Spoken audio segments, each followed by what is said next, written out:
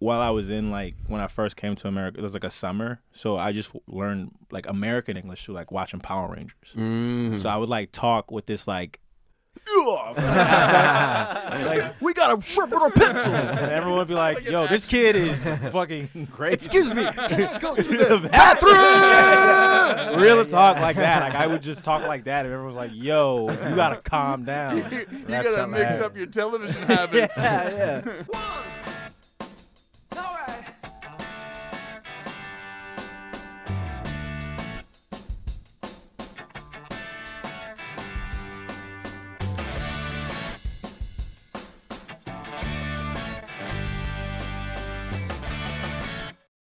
Opey Olagbaju. What's up? What's up? I almost did it again. I almost said Bayou. It's yeah. Olagbaju. Baju. There. But you just call me Opey. Like like last names aren't important. Nah, it's all good. Thanks for having me, y'all. No, thanks for coming. And then man. we were talking about how you're you were born in DC, Maryland. No, I was born in Nigeria. I was born in Enugu in 1989. Nice. Enugu, Nigeria. Yeah. Oh wow! And then so how long went it until you came to the When US? did you emigrate? Or how long? I was 6. I was 6. 1996. We came. My mom and dad, they won the visa lottery. Yeah. So Right on. Yeah, we got Which is- super lucky. That's another thing, by the way. I don't know if people don't, because I think Americans have no idea. Yeah. Yeah, the visa visa lottery, lotteries. they don't know. Yeah, you say this. No Right. idea. Yeah, they didn't grow up in because everybody's trying to come here. Yeah. It Wait it a sounds couple so of years sus. when you're gonna have to be like, China. can I get to China or Russia Then in or, Canada. Yeah.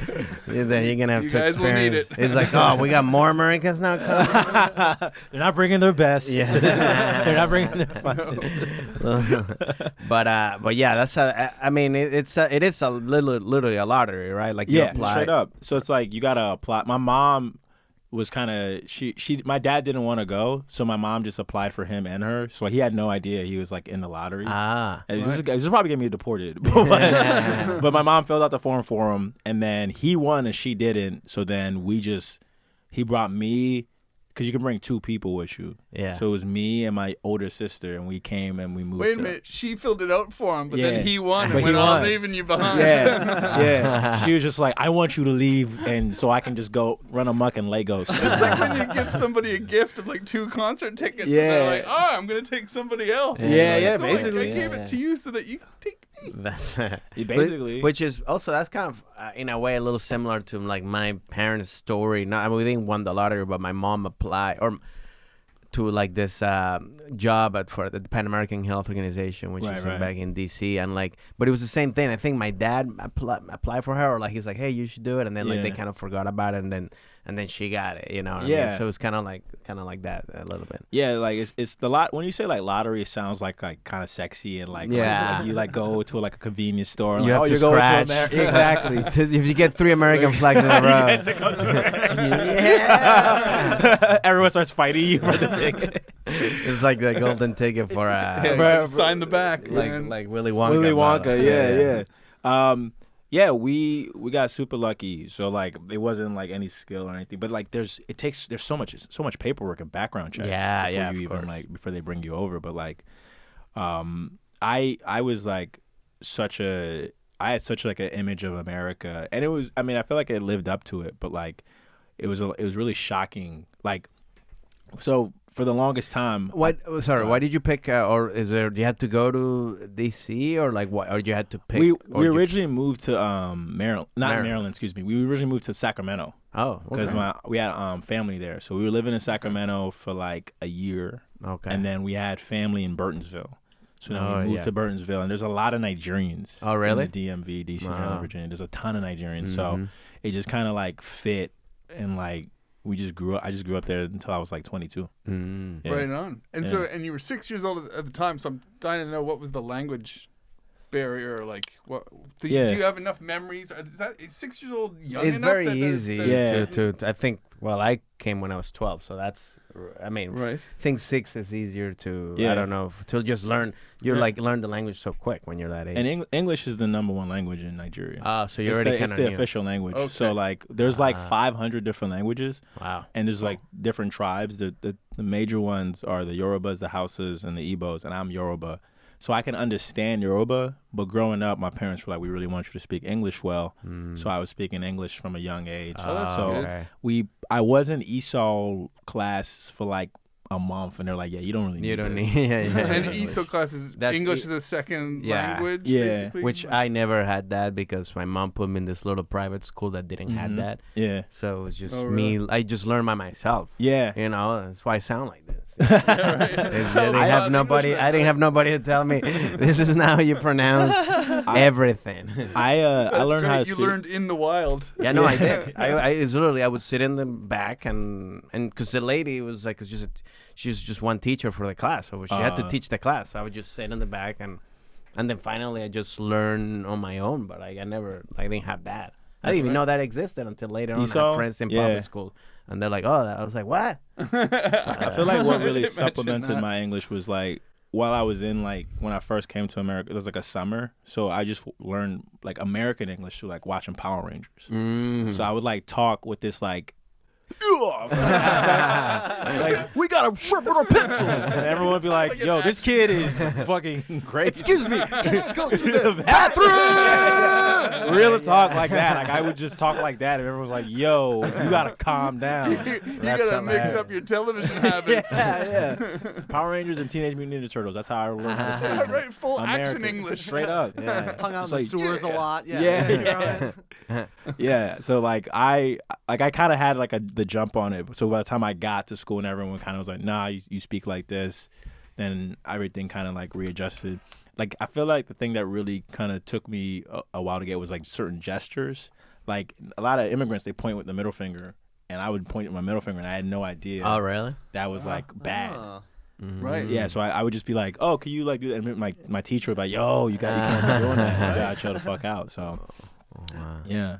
That's hilarious. I didn't know. Well, I didn't point like that. I don't remember pointing.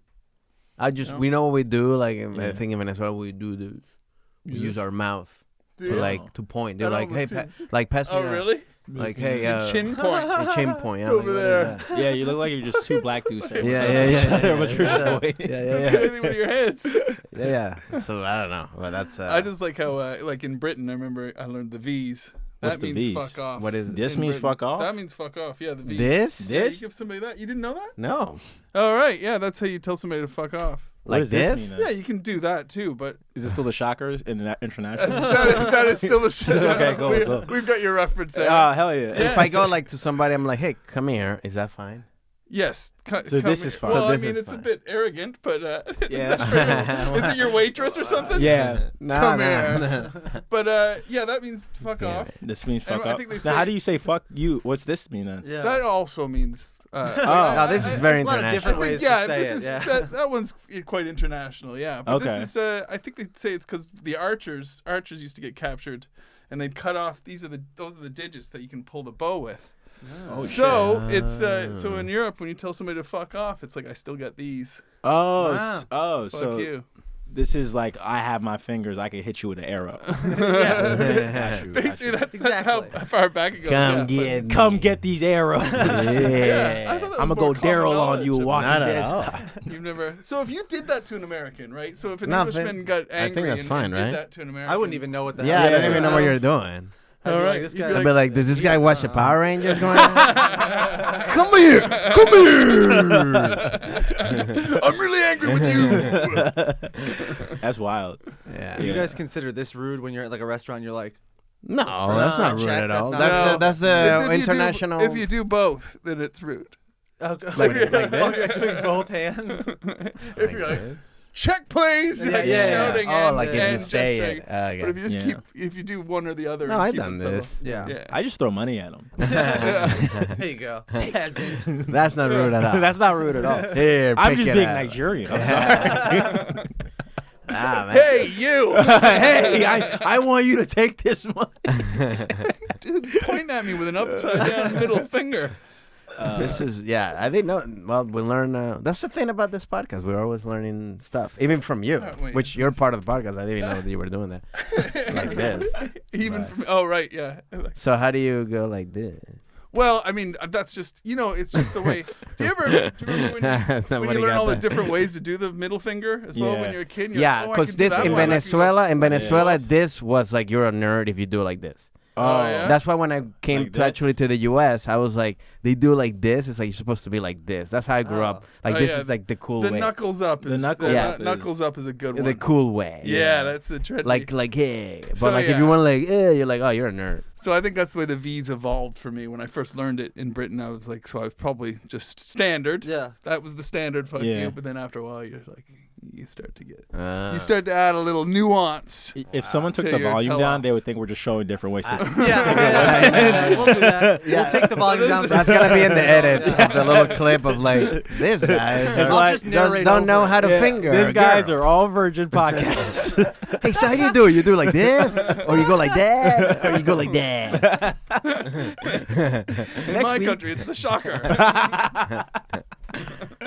The shocker. That's how we always greet That's each how other. we greet each other. Yeah. But and then so you moved here when you were 6, and then you went to school all over, in Maryland, right? You stay there, Yeah, I mean, I just went. I went to my majority of my time. I was in school at Silver Spring. I went to middle school in Silver Spring. Yeah, that's where I went to school. Well, Wheaton. You went to Wheaton? Yeah, I mean not, but the Good Counsel. You went to Good Counsel? Yes. Okay, cool. I was supposed to go to John F. Kennedy. Oh yeah, I remember that one. Yeah, I have friends that transfer from there to there. Yeah, because like everyone would just kind of like migrate within Montgomery County. Yeah. But then we moved to Howard County. It was so crazy. I went from a school that was like 70% black to a school that was like 70% white. Oh, wow. In just the counties? Yeah, Howard County. Wow. Howard County, just a totally different vibe. And like how was that experience like for you? Like, It was crazy because like even though like this middle school I went to was like 70% black, everyone hung out with everybody. Like the white kids hung out with the black kids and so on and so on.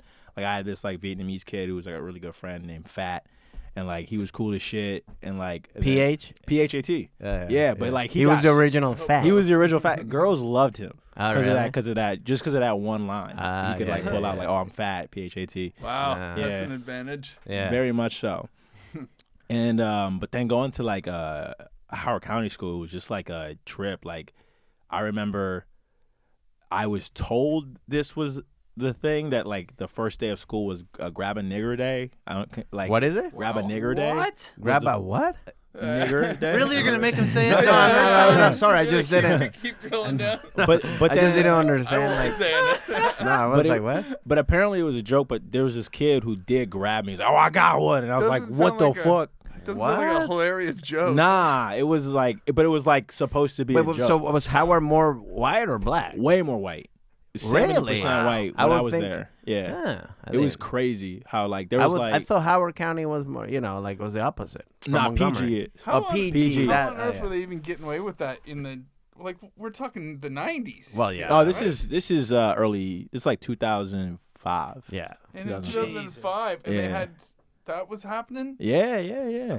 Oh, we had a bomb threat. We had a bomb threat where somebody was like, "I'm gonna kill all the black people today," or like he wrote it on the bathroom walls, and like we would just be like, all the black people were like, "You ain't gonna kill us."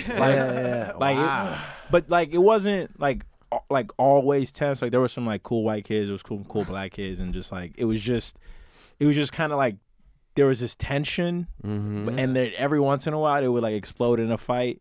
With like between a black dude and a white kid, but like I was just like I just stayed out the way with that shit. I was like, I'm chilling. I've only lived in America for 5 years. You were like, I'm the blue Power Ranger. I don't see color. Yeah, I'm just start breakdancing. I've only lived in America for 5 years, but it's amazing that the racist history of America is more recent than I thought. I naively moved here thinking, okay, this has been the world's been pretty progressive since the 90s. Yeah. Not only recent, still happening. It's still, that's why. No, racism's over. It's gone. Obama solved it. Oh, okay. Don't you hear? Okay. See, that's why Trump became president. Yeah. We needed another white one to refresh. We need to refresh the racism. We missed the racism. But yeah, it was just like a trip of just like seeing that kind of shit sometimes. But like people forget about Maryland and DC and Virginia. It's the South. It's like that is South. true. People Like don't really realize that. I never realized that either until then I was like, oh yeah. I mean, because I hung out mostly in DC. Yeah. And I went to like private school, so I didn't. I experienced some, like racism, but nothing like crazy bad where I was like, okay, wait, you guys are gonna have to clarify this for me because it's not located in the South. Right? Yeah, it is. Yeah, it is. It is. Because if in the Civil War, Maryland was from the South. It was It was New York. Virginia was a southern state, but Maryland, they actually. So as soon as Lincoln declared war and the South seceded, he had troops go into Maryland because it was too close to D.C. And they would have invaded the White House. Oh my God! So Maryland wanted to secede, but Lincoln wouldn't let them. Because as a Canadian, I gotta say I didn't know the geography of America very much, but I would learn by baseball divisions and stuff. And I knew that Toronto and New York and Boston and Baltimore were all in the same division. Northeast. So I pictured them all being right northeast, and now you guys are like, that's the South. It's like real talk the Mid-Atlantic, but it's really like the way people act. It's the South. Yeah. It's like I'll go to school with kids who would have like Confederate flag like hanging on their Hummers and shit like that, and like holy cow. Yeah, it's like they like at the time they're like, oh, it's your Southern pride, and I'm like, I guess, but then you think about it like, oh no, y'all like we're being racist. Yeah. But wow.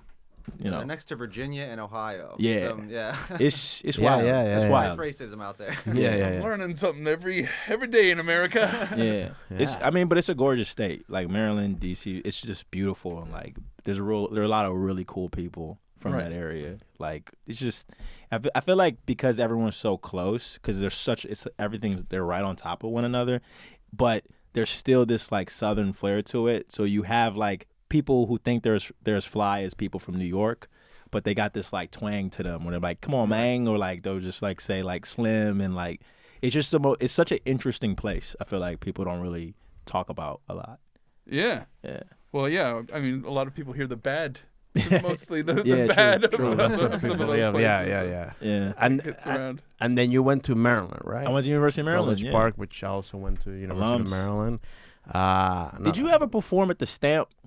No, I never did comedy while I was in. Okay. I never knew I wanted to do stand up while I was in Maryland. Okay. You know, that's why even like college shows were so like.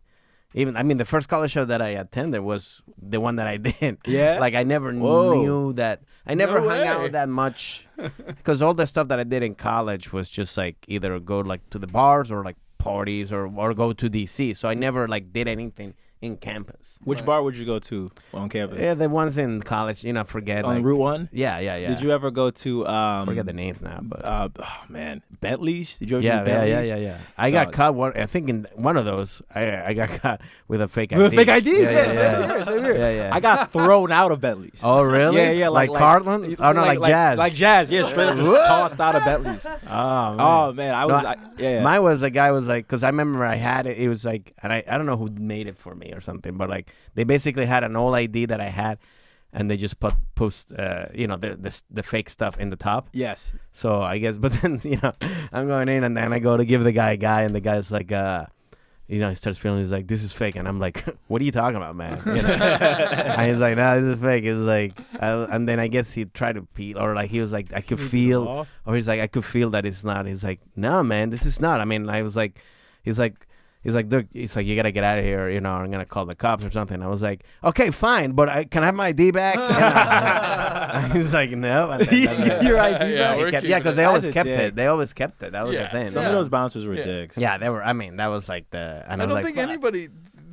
That's usually a policy, isn't it? You keep the fake ID when because they give it to the I don't think anybody's getting their But then ID my back. thing was like a couple of weeks, I was like, fuck, am I going to get in trouble? Because I'm thinking like, am I going to, like, they're going to call my parents and be like, hey, whatever, some shit like that, Yeah, you reminded me of something, though, like, it's different in Canada, of course, because you turn drinking age in Canada 18, a lot right? sooner than you guys. So 18. 18? Yeah, 18 in some provinces, 19 in others. Ooh. But that's still early enough, because you guys are still doing fake you're like 3 years, 4 years into your university lives, and you're finally turning drinking age. Yeah. So it's different for us. But we did have.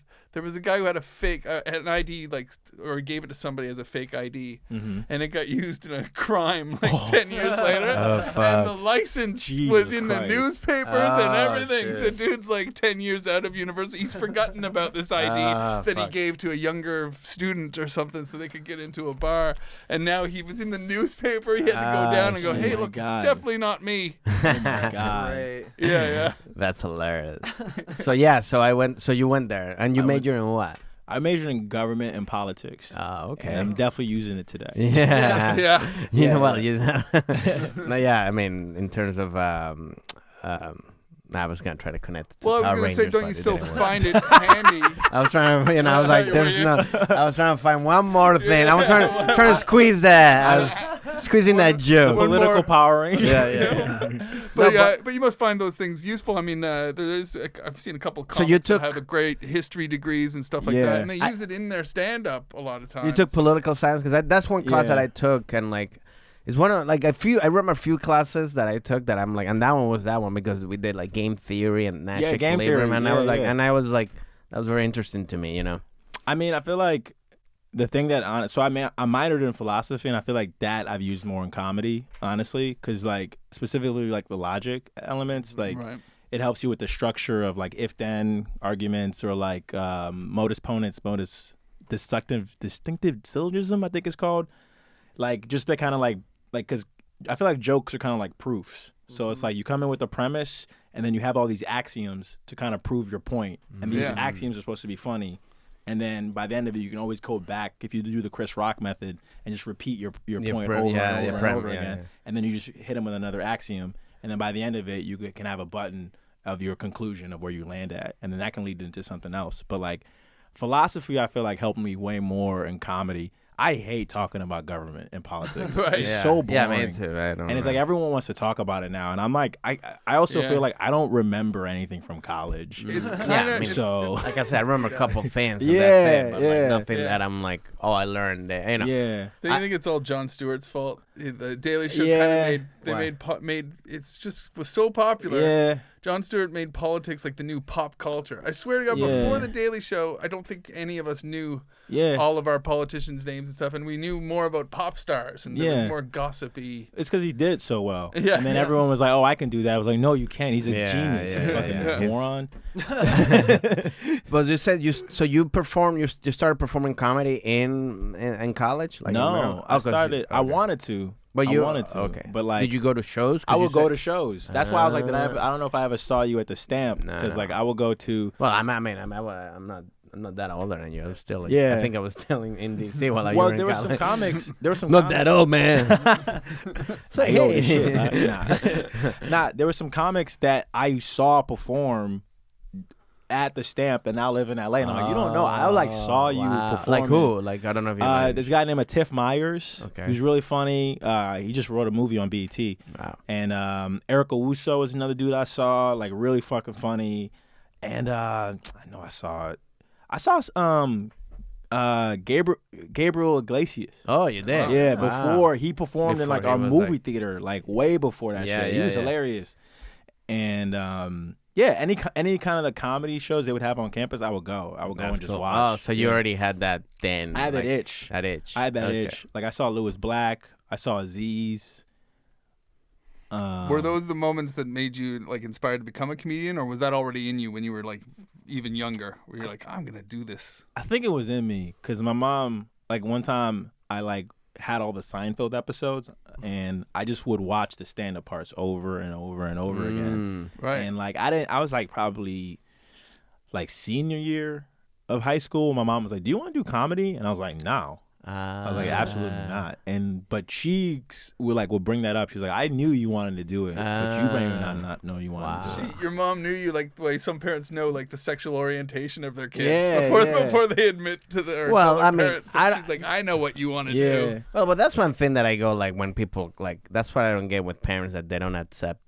It's easy to see what sexual orientation you are. I mean, I had cousins who I was they were little. I was like, he's gay. Yeah. You know, I was like, it's obvious that it was. I'm Yeah. like, yeah, it's like, why would... So I don't get as a parent, if I have a kid like that, I'd be like, yeah, that's who you are. I'm not going to, like, try to change you. You know what I mean? It's like, well, is that...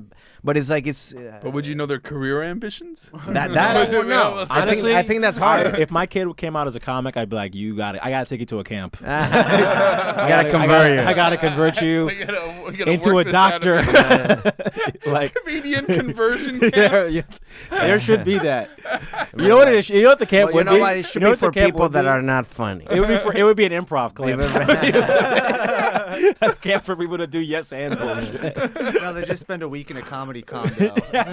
This is what your life will be. Oh my God. Yeah. Scared straight. And you have to take 3 flights to get.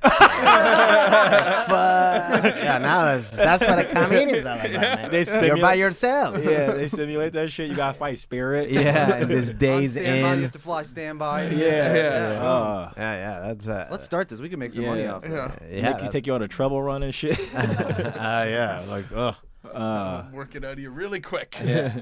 So that's cool. So you wanna? It's funny because I also watched Seinfeld. Yeah. But I did it. I just watched it because I thought it was just funny. And like I said, I didn't even watching Seinfeld. I didn't even know what stand up was. Yeah. Like I had no idea. I mean, like I literally started learning about stand up. Like I said, when I wanted to. I guess a little bit like in college, a little bit like with Chappelle when we started getting popular in the Chappelle show and stuff like that. But then I really was like, I never knew I wanted to do stand up until like I graduated and stuff like that. So, I mean, Chappelle is like my biggest influence, I would say.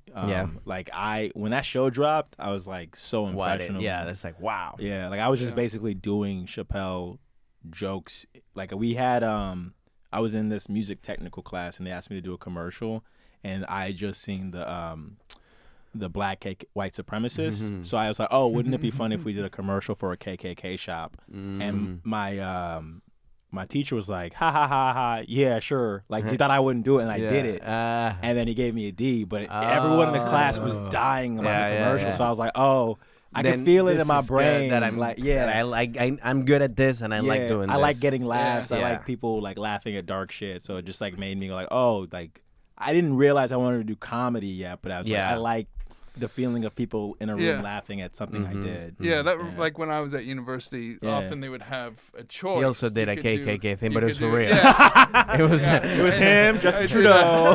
It was just a real commercial. Weirdly enough, I got an A. He got an A and 3 Ks. Crushed it.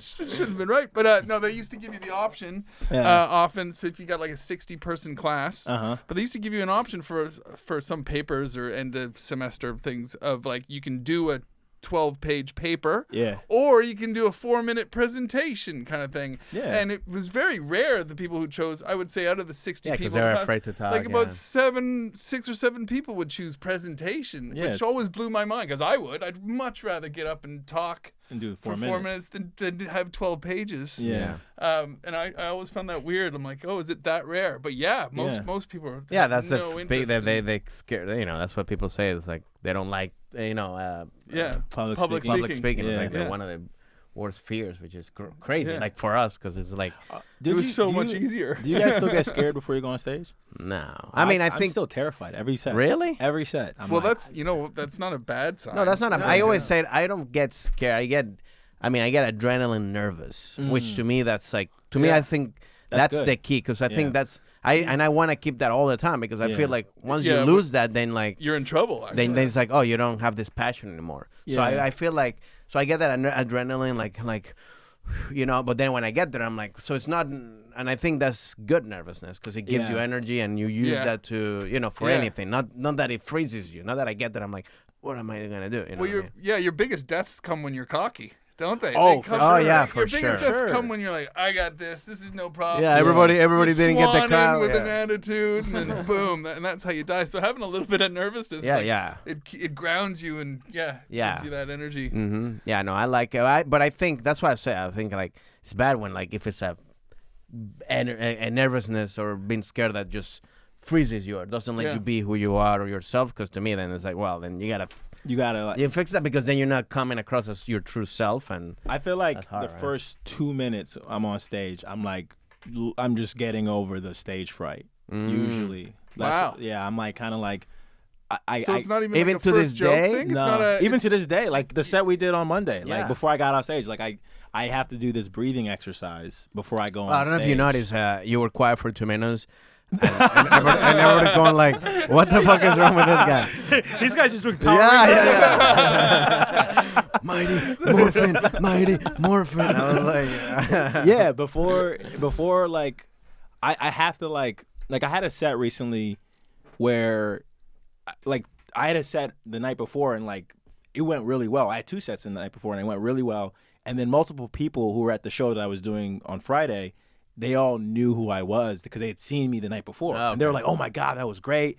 And them knowing that what I did before put me in my head, and I just was like, "Oh, I can't." Like they now know can no. duplicate the I same can't shit. duplicate the Yeah, same yeah, shit. How do I be present? I'm in my head now, and I'm Yeah, like, yeah. I'm all like this, and I like anonymity. I don't Yeah, like yeah. people knowing. But that's me before I go that's on a thing stage. that I because I taught That's going to tennis. be tough as your career goes on. I know. Yeah, no, that's. I know. But that's a thing that we all have because that's that every human has. Because Yeah. I taught tennis and I remember reading this book when you teach people like you can like if I'm feeding you a balls and you start hitting a forehand. I'm not saying anything and you start doing well. The minute I go like that's great hand forehand and then the next one you're gonna miss because why? Because you're doing the same thing that you said before. Now you're like I have this pressure to duplicate the same exact result. Yes. And that never works. That's where we all fucked up Yeah. anywhere. And that's in sports, everything because that's when you're like I have to make this shot. No. Yeah. When do you play better? When do you perform better? When you're not relax. thinking. When you're not thinking. Yeah. When you're literally not thinking. You're just doing. Yeah. All the thinking you have to do before you get in the on the stage or on the gym or the Yeah. but that's everybody and that's because we wanna I have to prove that I Can I ask So you we're guys a learning that positive reinforcement is a bad thing. no, but that's the thing. But I think that is true though, because like if you tell me I can't do something, I'm like I'm gonna fucking show you. I can't do this shit. And that gets me in another kind of mode because then my mode is like, oh, I want to prove this person wrong. Yeah. But I was gonna ask, like, when you guys go on stage, like, what do you guys what do you do to like relax and like calm down? I don't know. I guess I maybe find a little bit of zen before I go on, but Yeah. I don't know. I feel like you know what I use? I should pull out some cocaine. Don't. True brain. What is that? No, it's the true brain. True brain. Oh, God. No, I'm do you kidding. take a bit of True Brain and then True brain. oh no, We're Is that sponsored your real True Brain. sponsor? If you no, it's not. No, if you go to the website came and in- type code standby, you will get added 10%. I told because I went to their website after you came. Francisco came in one day, one of our podcasts, all hyped up on it, just On True just Brain? pumped. It was like I was pushing it too. I super- wasn't like that. He was I was very, acting. He was very caffeinated. But they need people to buy their stock. Remember, I went to the page. I was like, "Are you buying in the stock now?" You give No, them but a- I don't know. I don't anything. I mean, I think if I do get one thing that I learned that if I start getting, because I think the more you do it, the more you forget about this, and that's true. until you start getting that big audition or that big show that's like that's the one that you like. And I think my best thing that I've gotten is just meditation, breathe, kind of stuff, just to kind of like all right, just chill and try to get to that point of like just really don't force anything and just have fun kind of thing. Yeah. That's what works for me.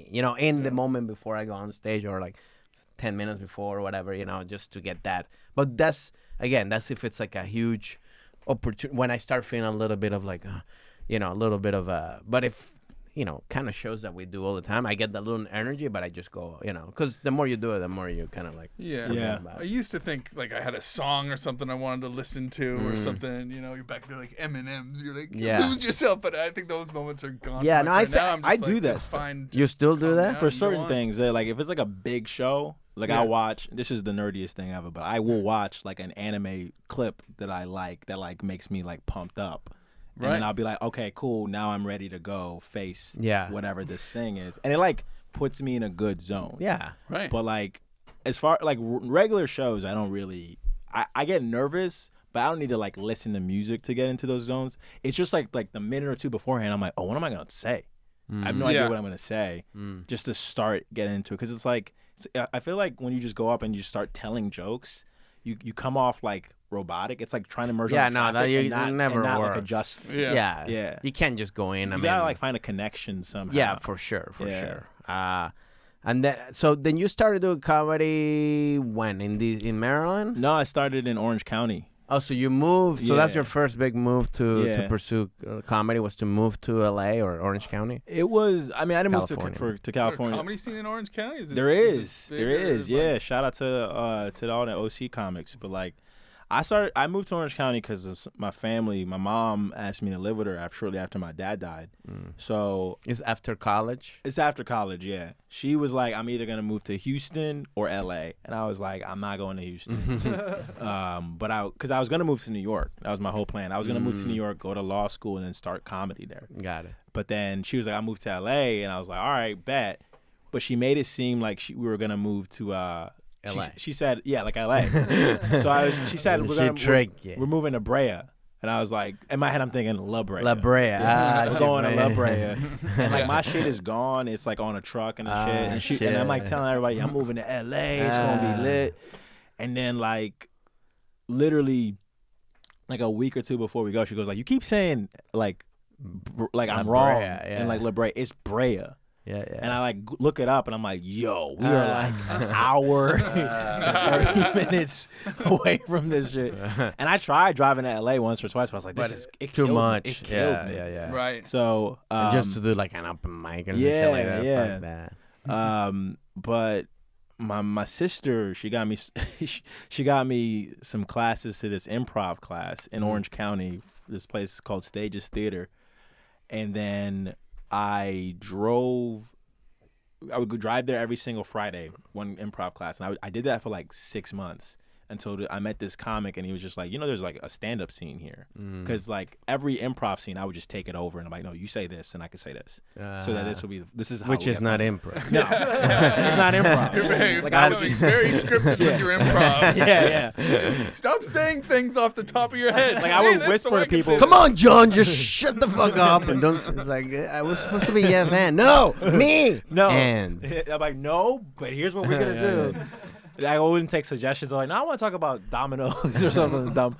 But they were very nice people at that theater. Like they really let me like experiment and be creative. And then I met this comic who was like, there's a scene in Orange County. Like there's like you can get up like 5 times a night doing open mics. Yeah. And I went to this open mic called Max Bloom's, and I just went there. There was another one, this dude named Evan Cassidy would run called Anchor Bar. That was in Costa Mesa.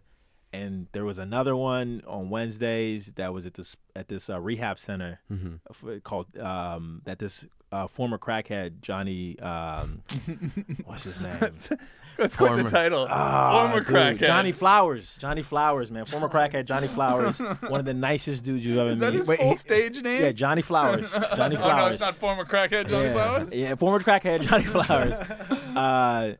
And he would have this room called Tickles. And it was just, you would be performing in front of like people who were like on methadone, like strung out. Oh, shit. And like, but then he would like let you get like 15 minutes. Yeah, which is, as an open mic, is like, wow. Which is an open mic, and you're like, what the fuck? So like, I developed material for that time that was good for me for that time really fast. Yeah. Like I was able to do like 20-minute sets, not good, but I had that comfortability. Yeah, the comfortability, which is the main thing that you need as an open micer. And then like within like 7 months, I was like doing festivals. Oh like, wow, that quickly. But it wasn't good. I look back at it and I was like, I wasn't ready. I didn't have good material, and I still don't. But it like being in that small scene really helped me, and the comics are really good. A lot of them are like working, they live in LA now and working and doing like really good work. Like Connor McSpadden is a dude. I met Connor. Yeah, Connor was like, just did a show with him Friday or Saturday. He like really helped me out. Damian Holmes, Ramsey. That's really good. Robin Tran, like some really good comics. I like hearing stuff like that. I like hearing a nurturing scene, because a lot of America, to me, it seems, because of course I didn't start here or anything. What, it feels like survival of the fittest? That's what it was. Welcome to woman. That's literally what like a Power Rangers battle out there all the time. It is. But it seems very American some American comedy scenes when I've got a taste of them, I feel like, oh, you guys are all really competitive with each other. You all think there's only one spot at the top kind of thing. Yeah. I think so. It's nice to hear when it's like we were all nurturing each other. I mean, I was the black comic in Orange County. Like there was two black comics. It was me and this other kid named Tony Gartley, who's really funny, but he just didn't get up. So everyone would be like, yo, we need a black dude on the show. So I would just show up, do my spots. And everyone, it was a little testy at first. When I showed up, I could tell, like, they would call me the N-word. They would say that to my face. No. Wait, who? Comics. Why? I could tell you their names. I won't, because I ain't. But why? They just were like roasting me, but it wasn't like funny. It was just like one comic brought me up as like, oh, we got a nigger coming up, and I'd be like, okay, what? And I would just go up and just try to be funnier. That's crazy. Shit, that's all I can say about this. This is in the. Oh yeah. It was a wild time, but like it was like 10 years ago. But they won't do that shit now because after a certain point when they like, realize, hey, what the fuck? Yeah, when they realize that they started to respect me and to be like, yo, this guy's funnier. It's good, and we can't just like be disrespecting him no more. Yeah. And then I started running open mic, and they kind of had to cut that shit out. But I never got angry at them. Like I never would just like resort to anger because I knew as soon as I get mad, then they give you that reason. The reason like, oh, we can't do your mic, you can't do the mic anymore because you'll get angry. Right. So I just would just like be like, all right. This is exactly what happened to me at the comedy store. I mean, well, they didn't call me the N-word, but it was like more like, but it was that whole thing of like during the open mics and when I was working here, like the people that were hosting would like kind of like roast me or like make fun of me and stuff like that. And then when I started doing good, then they kind of had to be like, well, they would just, I didn't have to say anything. They would just go like, oh, that was great. Give it up for friends. You know, like. I remember you telling me, like you started giving it back. And I would give it back to them. Yeah. I would make fun of them. Yeah. You know, but not in an angry way, in a funny way. Yeah, but that's how you have to be. But that's how you do it, yeah. You have to kind of like, and it sucks. But like, and everyone gets roasted too. I don't want to say just because I was black. Like people would make fun of people for being fat.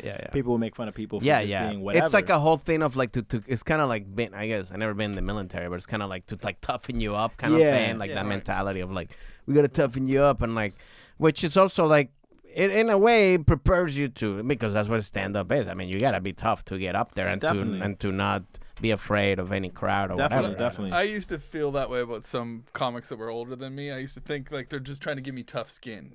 Tough skin.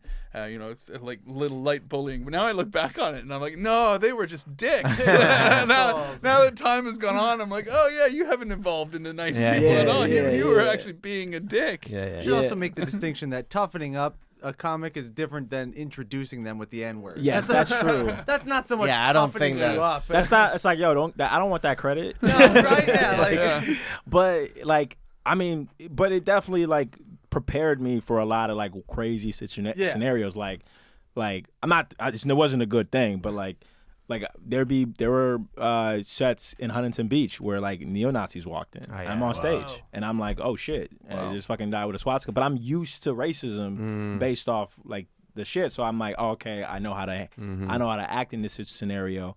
Because if specifically when you're like outnumbered and shit, you just kind of have to be like, not docile, but you gotta just be like, okay, like cool. Oh, is that what you think is gonna get at me? Yeah. I did have like one meltdown one night though, and this one old geezer dude, I remember his name too, was just like trying aggressively to try crowd work on me, and I'm like, dude, I'm a comic. What are you doing crowd work on me for? Yeah. And this is an audience member. Yeah. I was just like, waiting to go up, okay. And then he's doing crowd work on me, and I was just like answering. He was like, look at the black guy, and I was just like, yo, I've had it. Y'all can't do this to me no more. Like, respect me. Yeah. And like they did eventually, and now there's so many black comics in Orange County, and like they're just, some of them are really really good. Like, and they like there's a new crop, and I love seeing that, and they don't have to deal with that bullshit. So that's the best part of it, is just that like there's a really at least good an scene. evolution. Yes. It's going in a positive direction. In a really good way. Yeah. No, I mean it is. Yeah, it is funny how like stuff that we had to put up with a little bit, and then for us, and then people that had to put him even way before. Imagine that, just even like anywhere, like if you were some kind of minority, you probably had to like go through all that shit too. You know what I mean? Yeah. Like, you have a woman or whatever, another minority or, Yeah, but that's like progress is made. It's just like it's slow incremental steps. Yeah. Just like somebody has to go through the bullshit. And also it shows to you make it how easier. slow it is too, because Yeah. like you said, it's like this happened. It still happened. Way more recent than I. Yeah, like literally, like thought. it's like It it's was like 2013 when the shit was starting. But it was only like lasted for like 7 months when they were like, okay, like this guy's doing well on all our shows. Like, yeah. we can't keep doing this thing. But to me, it's like, I would have liked to ask, like, why even do that? Yeah, like for why? sure, Like, for what sure. was the? Because where's the funny? I mean, to me, It was that's never called like funny. that's Yeah. not funny. Like, was never why- funny. Where's the funny? I know. I you like a bit of sarcasm or anything, but I don't necessarily like the bullying. But I Yeah. feel like No, it's just sarcasm 'cause- builds a yeah. good friendship. So sure. Yeah, like if I'm making fun of you or something, but I like like being funny, I'll take it. Or if somebody's doing it with me, I'll take Yeah. it. But like if there's just straight up like, oh, you just want to insult me, or there's nothing, Yeah. I'm like, well, then It you're not doesn't being- really. Yeah. Yeah, like you and I became friends on the circuit. And I don't think we're that type of people. We're not like we didn't become friends by making fun of each No, other. no, We no. became friends by doing And like a I few said, if we shows make fun of each together other, it's and like a little funny stuff, but Roasting it's with not love. like Yeah. being like an asshole for no reason. Yeah. But like my closest friends from that scene are like Ramsey, Damien, Evan, Keith, Tom. They're all roasters. Like they all will crack. Yeah, them- but that's the whole yeah, point of so us many jokes. as comics. We But they make love fun of it's each with other. love, Yeah. and it's never crossing that boundary Yeah. of just like straight up disrespectful, Yeah. like hurtful shit. And like I think it's also to be, I don't know if it's to be fair, but when you start comedy, like you don't know how to joke. So I'm sure there are a couple people who are like trying to be funny and Right. like they think they watch Tough Crowd and they don't realize like these are some of the greatest comics alive right now.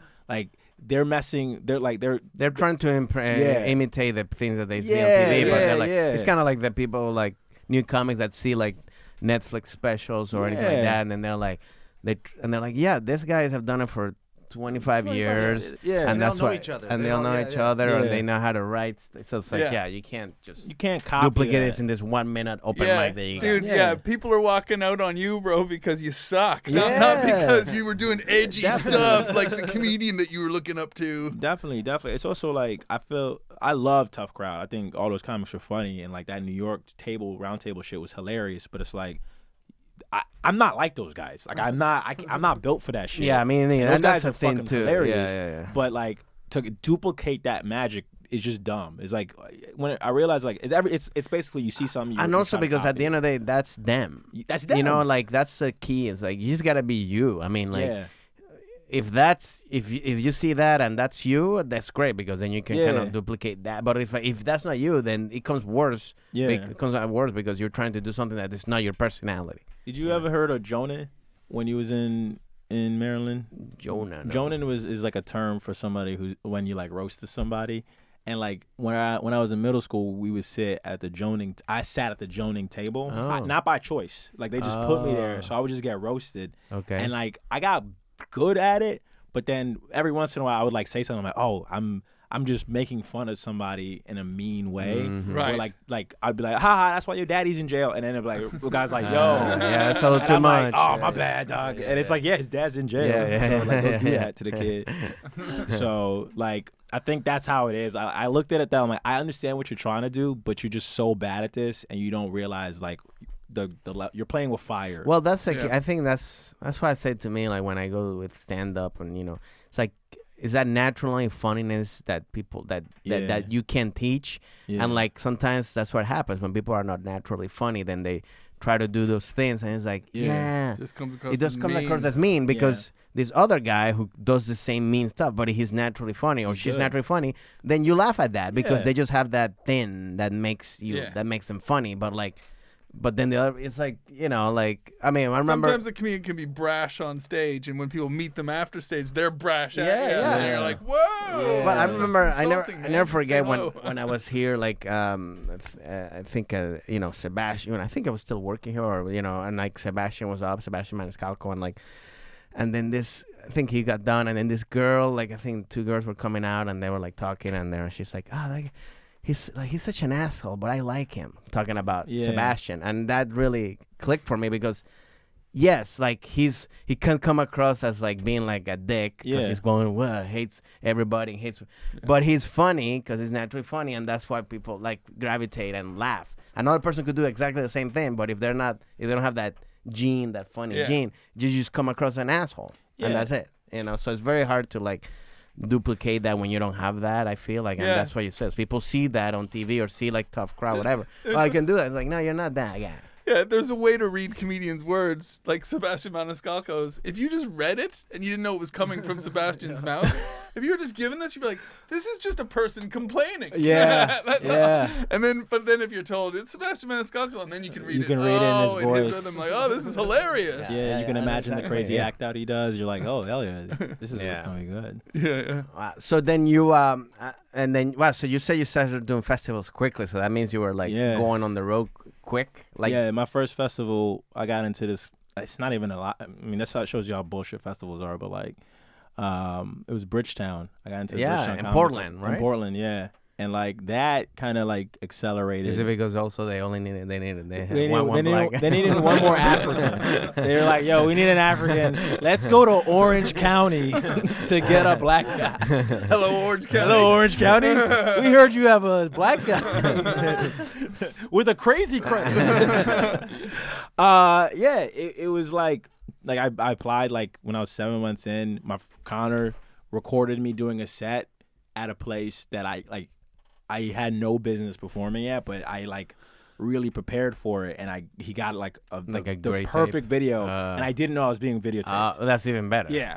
And then he sent it to me, and I sent it in. I didn't even have a headshot. I just put in a photo that my friend took of me when I used to work at this call center as the headshot. So they probably thought like, oh, this kid's like quirky, cool, and like wow, this guy doesn't care about it. Yeah. And I got in, and then like I started like I got a college agent off of that, and I just started doing colleges. And so how was that like in terms of like traveling? And because I mean, my thing was a big shock when I first started doing traveling for like, well, how was your experience of just being by yourself and doing all this? It was weird because I mean I didn't have an hour. Yeah, I didn't know how to do So an hour. this is straight onto the college circuit, and you needed an hour. Yeah, and I didn't have one. I just like you guys have done NACAs before. Mm-hmm. I think we met at a NACA. Yeah, I remember. Yeah. I think this was the first. Wait, NACA is for the people who are listening. It's a conference for colleges that colleges go to, and then you perform for the colleges in for a whole bunch of different colleges. For different colleges, depending on the region, and then if they like you, then they like, hey, I want you to come to my school. So I did a sampler, so I only had to do 5 minutes. Oh, that's nice. So they thought I had an hour, but I only had 5 minutes. Nice. So I just did the 5 minutes, and it was like a pretty good 5 minutes are good. Yeah. So I did the sampler, and I booked, I think 7 schools. Nice. And the first school I ever did was University of Central Missouri, and it was in Warrensburg, Missouri, and it was weird because like I had to fly into I think Kansas City, then I had to drive 2 hours in, and I didn't know. Like, I gotta rent a car, and I gotta get a hotel, and then I was like, I should probably get in the night before, not knowing you can get there like the day of, early, drive in. So I rented another hotel, which was close, and I was like, okay, I'll stay at this hotel, and then I like lost money, doing all this bullshit, and then I get to the place, and I start getting sick. I had the worst sinus infection, so I was like sick as fuck. And the week earlier, Ferguson just happened, and a lot of those kids were from Ferguson. And so I get to the venue, which was like whenever you perform in colleges, you guys know this, like it's mostly you're performing in like some sort of like weird auditorium or a cafeteria or like some classroom, like presentation room. Yeah. So I get into their auditorium or like the little like foyer bit. What is it? Would you call like where like the kids hang out like with the foyer, like a union? Yeah, like a student union area. Oh yeah, right. And they're all, and I see these kids are protesting. They're doing the like. Black Lives Matter, that kind of stuff in the union while you were about to go up. Yeah, and then they stop for like 10 minutes, and then I'm like, hey, I'm supposed to perform. So they brought you up? No. Nobody so, like, brings you up? So no, I haven't even checked in with my student rep. Got it. So I'm like, hey, I'm a comedian. Yeah. And I go up to these people with these protesters, and I'm like, I'm a comedian. I'm supposed to be performing here. And they're like, oh yeah, we seen your poster all over the campus. And I was like, cool. You're already an enemy to them. Yeah. Like, how dare you? They're not liking me, obviously. Yeah. So then I Are you with the government? I was booked way before your protest like, was what's organized. going on here? I just want to get my check. It's like, dude, I know what's going on right now. So this guy's like, yeah, man, shit's fucked up out here. You gotta say something when you're on that stage. Oh, shit. And I was like, yeah. So am I checking in with you? Because I don't know, who am I talking Who's to? bringing me up? Yeah. They pull me over to the corner and they're like, I meet the student rep, and I'm like, so what's going on? They're like, all right, so these people had a protest yesterday.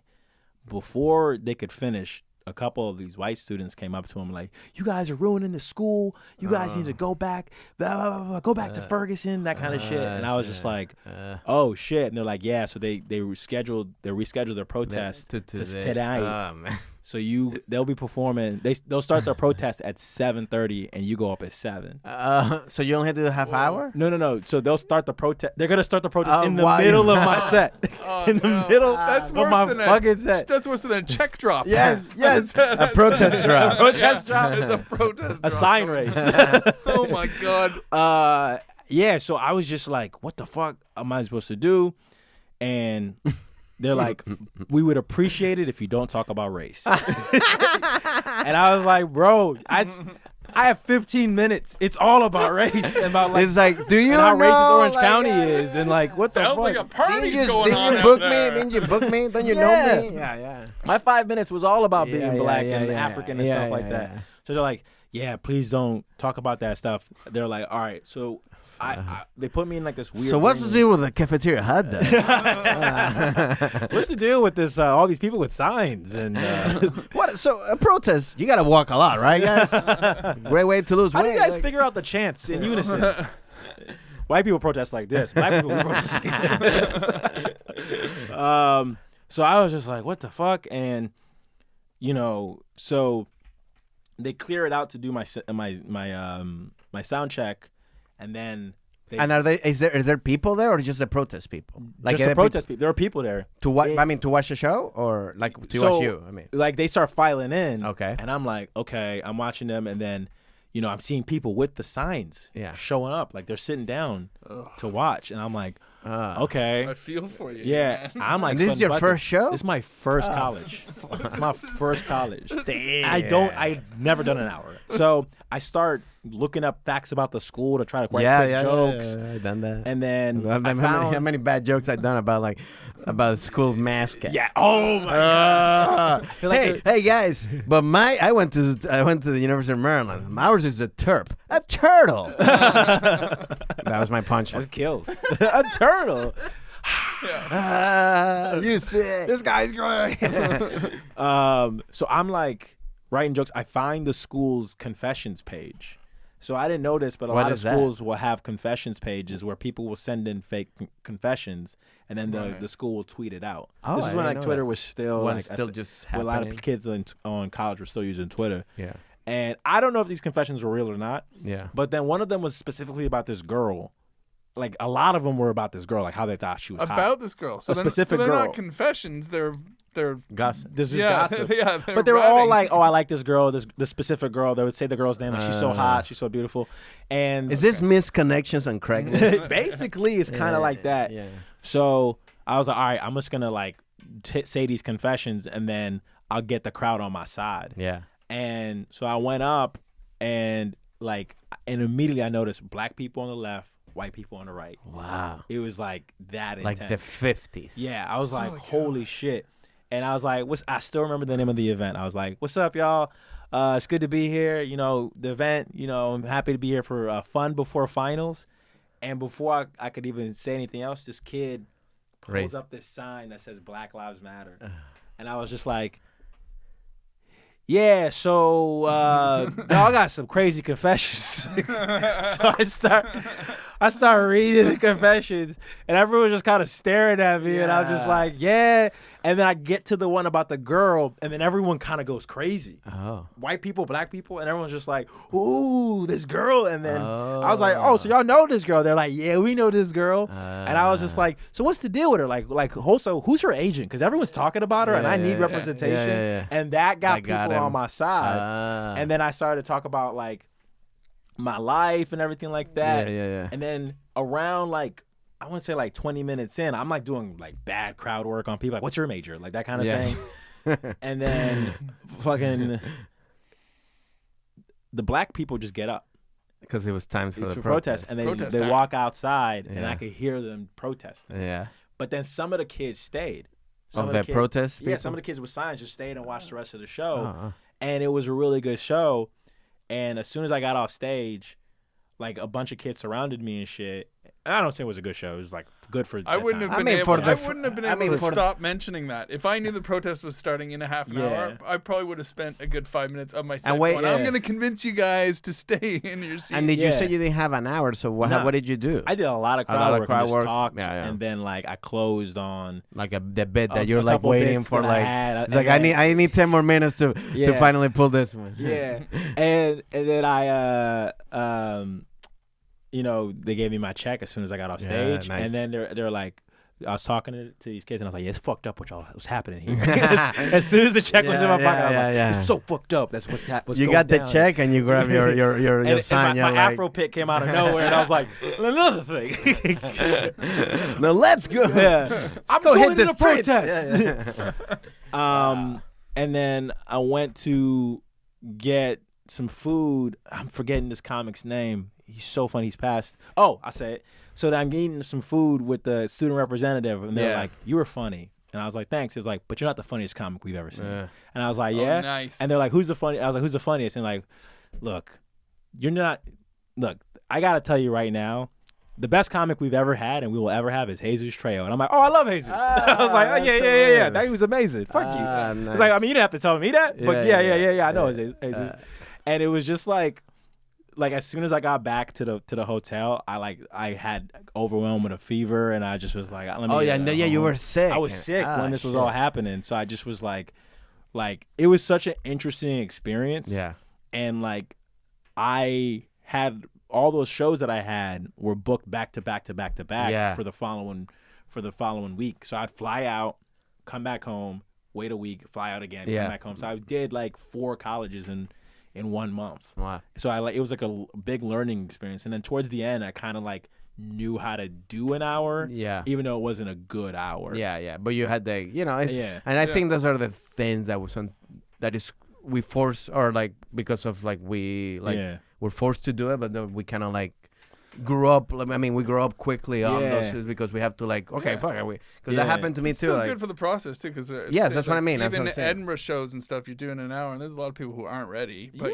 you go up there, and by the end of the month, your hours gotten better, and my friend Evan said he's like, you gotta do an hour before you can do an hour. Oh yeah, and that's just how you it just is. have to do it, like do literally do it. Yeah, and then now I know what I can do. Even if you've got like 3 separate awesome 20s. Yeah, it doesn't they're matter. It's cohesive. Confidently go, now all I gotta do is do all 3 of them. Doesn't work that way. Yeah. No, it's a huge. I mean, I remember when started, just even doing 5 minutes was a lot. It was huge for you. You know, and now you just doing. Now I'm like 5 minutes. Yeah, it's like I can't. What am I gonna talk about? 5 minutes. Hello, goodbye. Yeah. Oh, really? Yeah. Yeah. Wow, this is awesome, man. We ran